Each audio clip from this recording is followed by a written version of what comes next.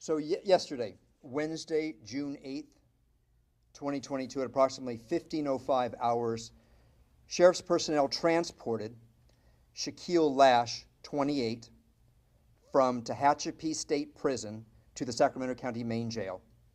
Pursuant to a court order, that court order is PC 2620, which is an order to produce.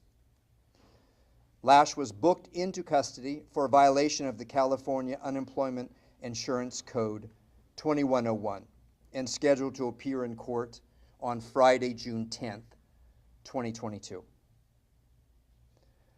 We believe and are investigating that a human error on the day shift was made during the booking process that made it appear to the night shift Mr. Lash was eligible for release. Lash was released from the main jail last night at approximately 22:28 hours. We will be investigating to determine if there was a procedural failure, human error, or a combination of both. Once we determine that, we will address each area. Sheriff's Office Major Crimes Detectives and CDCR's Special Service Unit located Mr. Lash in the city of Stockton today, June 9th, 2022, at approximately 1300 hours, and booked him into custody, or took him into custody without incident.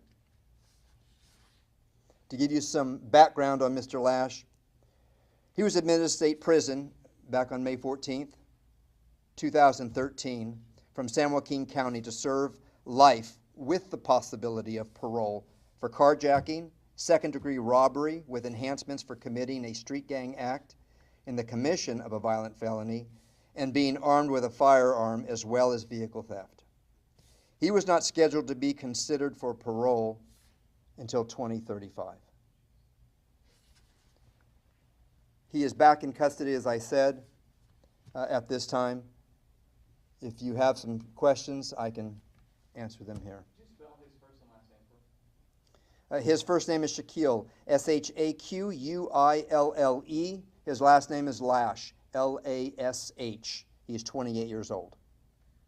Did you say there was a penal code 2101 that he was being... Yes, so he was here for, there was for unemployment fraud, basically.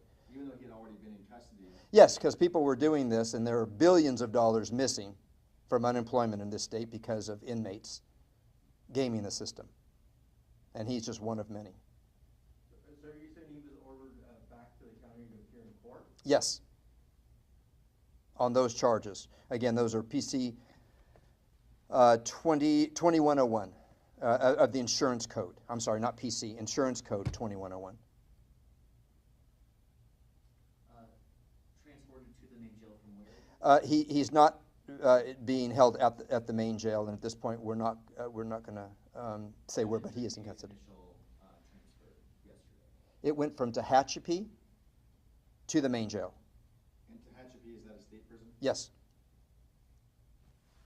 Does he face any sort of penalty for complying and leaving when, in all likelihood, you knew his sentencing? That's a good question, and I don't have an answer for you right now. Certainly we're going to look at all aspects of that, and that is something that we'll determine in conjunction with the district attorney and others. So I don't have a concrete answer for you at this point. In your career, can you think of another time when an inmate was released by human error? Unfortunately, this certainly it has happened. Certainly it has, and it does not happen frequently, but errors are made. I think what makes this more unpalpable is the person that we released. It is. And why is that? I read you the charges. I think you can determine that. Violent crimes? Yes, yes. The Sheriff's Office is made up of 1,600 sworn employees and approximately another, 500 or 700 non-sworn. There are procedures for everything, but humans are handling this and doing this, and they make errors, and that's what happened here. Could we expect someone to lose their job over this? I don't want to get into the weeds of that. Certainly, we're going to determine where the error was made and address it. Was he taken into custody with that incident? Yes, that's right. Yes, that's correct. Do you have any weapons on him or any other sort of contract when you take him into custody? Not that I'm aware of. Not that we're aware of, no. And how was it determined that this error had occurred? How did that come up?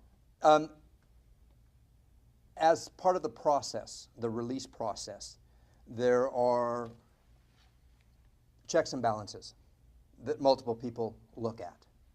And so I think the totality of that process is what led them to believe that a wrongful release was made. For the purposes of just context, and I think you've already laid this out, but maybe in this way you could tell us how concerning was this whole episode for the department? It would be hard to put in words. I mean, we spend our careers taking criminals off the street, right, that are doing harm, that are a public safety issue. To unknowingly put somebody on the street like that is very unsettling. The fact that you were able to get him, find him, a day later, just a few hours later, how relieved are you that he hasn't been out here so long? Certainly we are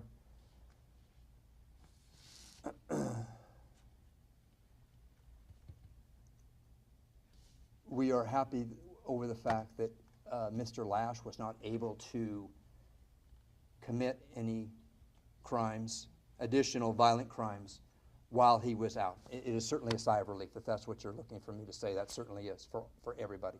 I'm sure CDCR, I will speak for the sheriff, and for everybody here that works for the sheriff's office. We are very relieved. This is a very unsettling sort of incident. So there's no belief that he committed any crimes while he was out? Not that I'm aware of at this point. Now, how did he get to Stockton? We're going to look at that. That's going to be part of the investigation. We will look at that and how that occurred. Was he with somebody else? I can't really get into any of those details, but again, that will be all part of the active investigation. Can you share anything that he may have conveyed in when he was rearrested?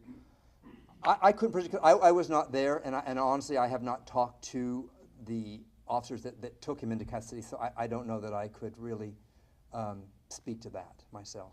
Is there anything, do we know anything that he did while he was out? Again, that'll be part of the investigation. We're all curious as to what went on during those hours. How many hours in total was he out? So if he was released around 22:28, so around 10:30 last night, until 1 o'clock this afternoon, so what is that, 15, 16 hours, something like that?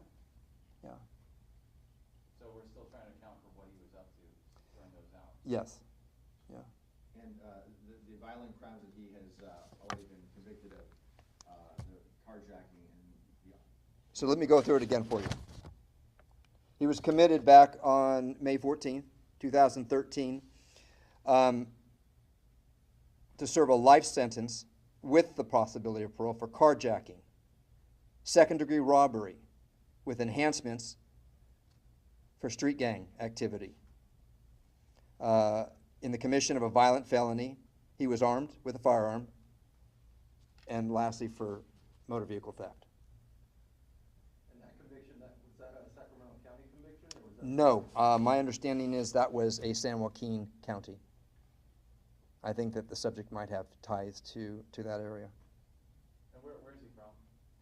I believe, I want to say that he's got ties to San Joaquin County, but I don't know that I could tell you specifically what city, or if I'd want to really get into all of that. Are you releasing his booking photo today?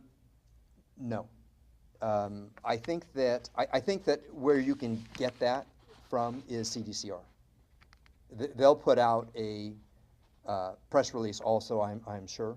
We've been working closely with them in the apprehension and certainly conveying to the public what went on here.